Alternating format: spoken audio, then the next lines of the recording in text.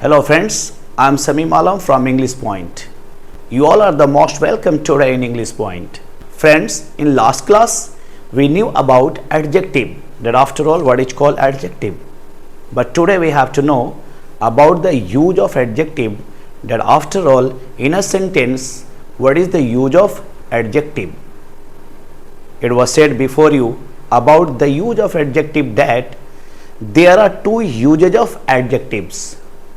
One is called attributive use and second one is called predicative use. But now we have to know that what is called attributive use. Friends, it's a very important. We have to know in anyhow about the use of adjective.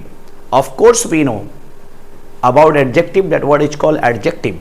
I already explained you in last class about adjective, that the word which qualifies a noun or pronoun, that is called adjective.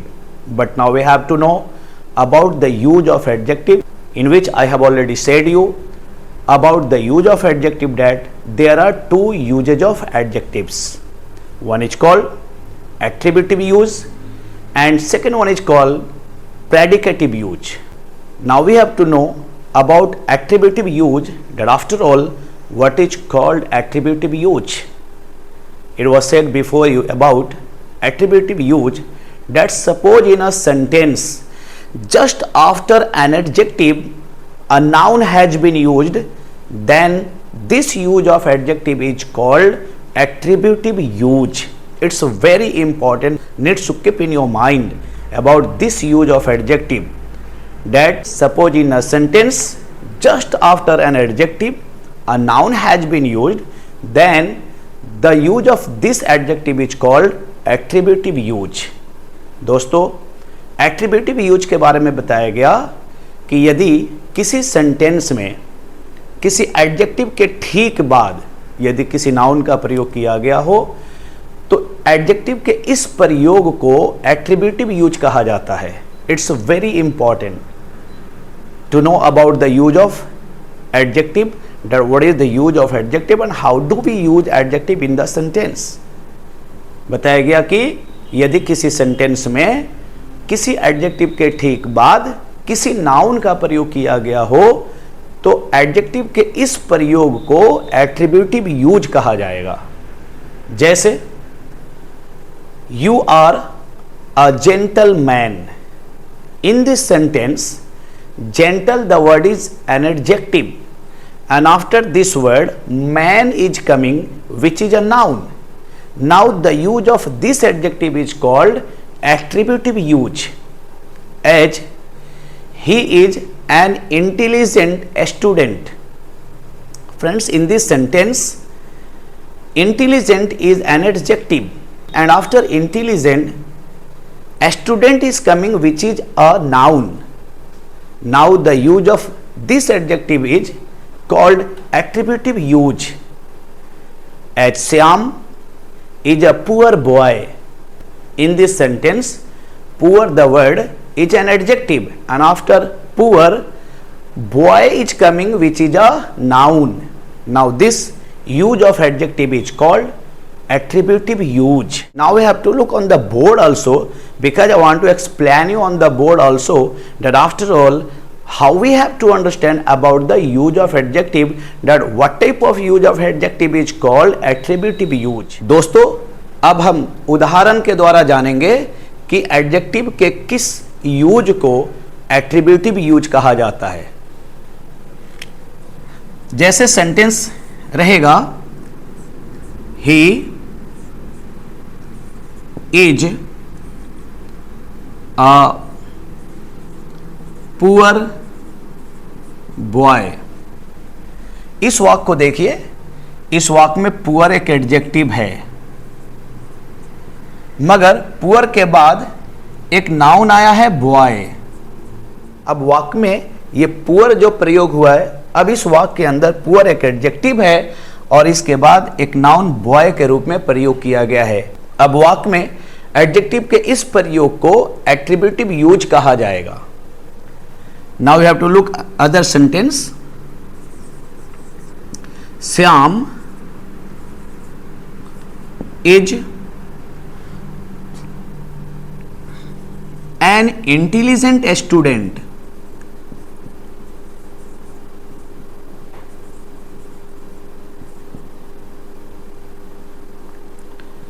Student,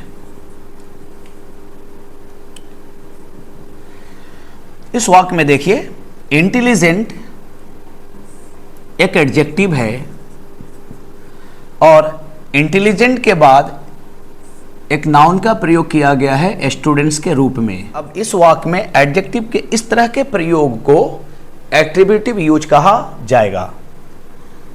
Hari is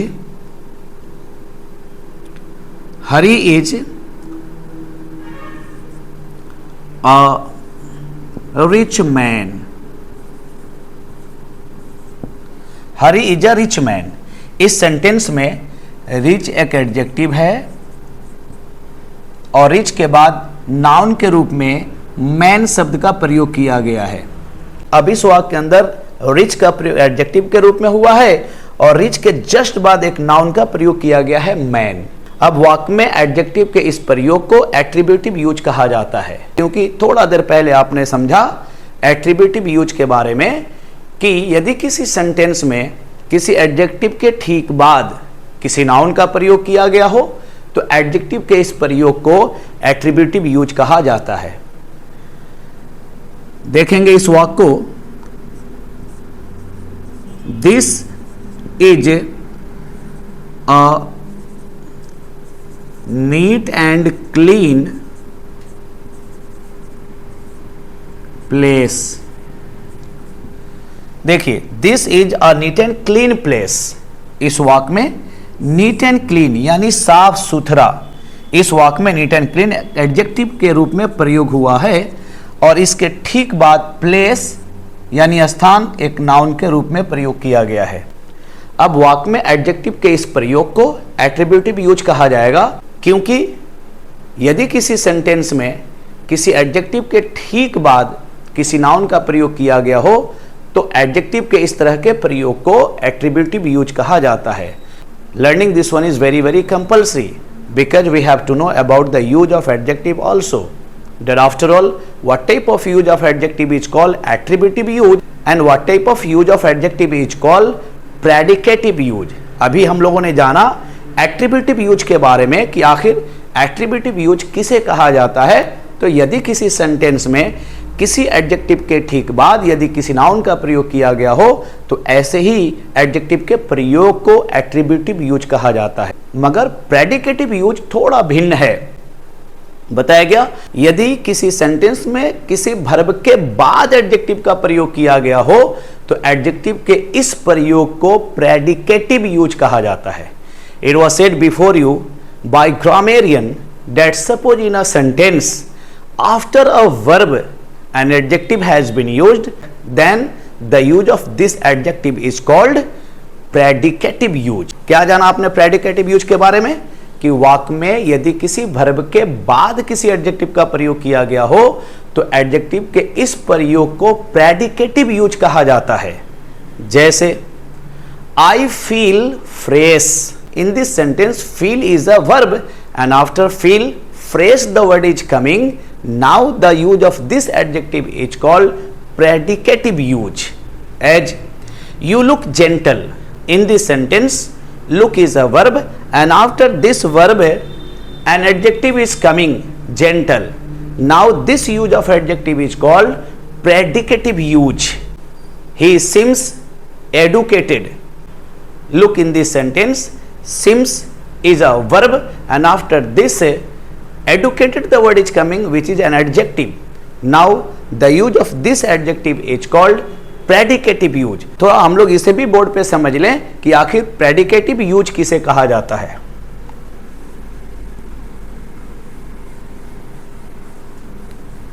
किस तरह के प्रयोग को आप predicative use कहेंगे। Just before some time I have already explained you about predicative use that after all what is called predicative use. देखिए कुछ verbs ऐसे भी होते हैं जिनके बाद एडजेक्टिव का प्रयोग होता है, जैसे लुक, फील, सीम, बिकम। ये सारे वर्ब्स हैं और इनके बाद एडजेक्टिव का प्रयोग होता है। मगर अक्सर देखा गया है कि वर्ब के बाद यदि किसी शब्द का प्रयोग किया गया है और वह शब्द वर्ब को क्वालिफाई कर रहा है तो उसे एडवर्ब कहा जाता है। जैसे ही कम्स लेट, इस वाक्य में कम्स एक वर्ब है और उसके बाद लेट शब्द जो प्रयोग हुआ है वो वर्ब को क्वालिफाई कर रहा है। इस वाक्य में लेट एडवर्ब है। जैसे यू स्पीक स्लोली, इस वाक्य में स्पीक एक वर्ब है और इसके बाद स्लोली शब्द का जो प्रयोग किया गया है, ये स्लोली शब्द स्पीक को क्वालिफाई कर रहा है कि तुम बोलते तो हो मगर कैसे, तो धीरे धीरे। तो धीरे धीरे यानी स्लोली वाक्य वर्ब को क्वालिफाई कर रहा है, इसलिए स्लोली को एडवर्ब माना जाता है।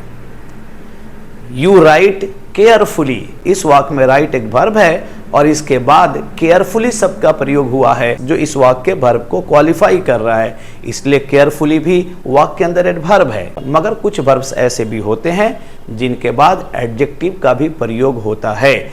जैसे लुक, फील, सीम, बिकम, ये सारे वर्ब्स हैं और इनके बाद एडजेक्टिव का प्रयोग होता है।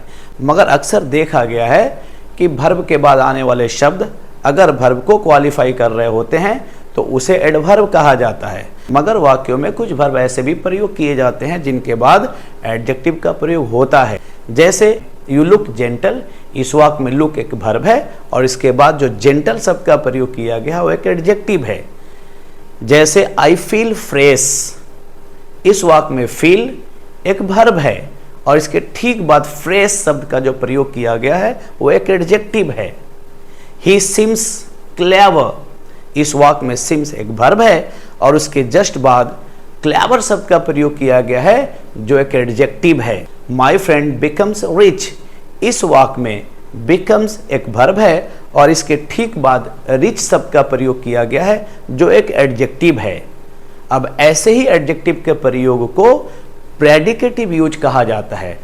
थोड़ा बोर्ड पे भी देखेंगे और उदाहरण से समझेंगे कि प्रेडिकेटिव यूज कैसा होता है, किस तरह के एडजेक्टिव के प्रयोग को प्रेडिकेटिव यूज कहा जाता है। देखिए कुछ वर्ब्स के बारे में बताया गया है कि उनके बाद एडजेक्टिव का प्रयोग होता है। जैसे लुक, ये एक वर्ब है, इसके बाद एडजेक्टिव लगता है। सीम, फील, बिकम, ये जो सारे वर्ब्स हैं इनके बाद एडजेक्टिव का प्रयोग होता है। जैसे देखेंगे he looks educated, he looks educated. देखिए इस वाक्य में लुक्स एक वर्ब है और इसके ठीक बाद एक एडजेक्टिव एडुकेटेड के रूप में प्रयोग किया गया है। अब इस एडजेक्टिव के प्रयोग को प्रेडिकेटिव यूज कहा जाएगा। Seem, my friend seems rich, my friend seems rich, इस वाक्य में सिम्स एक वर्ब है और इसके बाद रिच का प्रयोग एडजेक्टिव के रूप में हुआ है। अब एडजेक्टिव के इस प्रयोग को प्रेडिकेटिव यूज कहा जाएगा। जैसे फील, आई फील फ्रेश। अब इस वाक्य को देखेंगे, फील एक वर्ब है और फ्रेश एक एडजेक्टिव है। अब वाक्य इस एडजेक्टिव के प्रयोग को प्रेडिकेटिव यूज कहा जाएगा। जैसे बिकम, सी बिकम्स क्लेवर। अब इस वाक्य को देखेंगे, सी बिकम्स क्लेवर में बिकम्स एक वर्ब है और क्लेवर एडजेक्टिव है। अब वाक्य इस एडजेक्टिव के प्रयोग को प्रेडिकेटिव यूज कहा जाता है। That's why it was said before you that suppose in a sentence after a verb an adjective has been used, then the use of this adjective is called predicative use. बताया गया कि यदि किसी वाक्य में वर्ब के ठीक बाद किसी एडजेक्टिव का प्रयोग किया गया हो तो एडजेक्टिव के इस तरह के प्रयोग को प्रेडिकेटिव यूज कहा जाता है. That's why it was said before you about adjectives that there are two uses of adjectives in sentences. One is called attributive use and second one is called predicative use.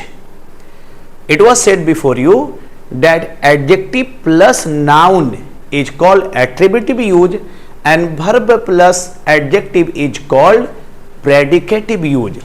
This is the use of adjective. Learning this one is also very compulsory. That's why I would like to say you a lot of thanks that you have appeared in the class and learned about the use of adjective, because learning this one is also very important. So I would like to say you a lot of thanks that you have given your important time. Friends, like this you have to appear every day in the class and try to learn everything, because you are learner of English language, and for learning this language, learning everything is very compulsory. Thank you for watching and listening me.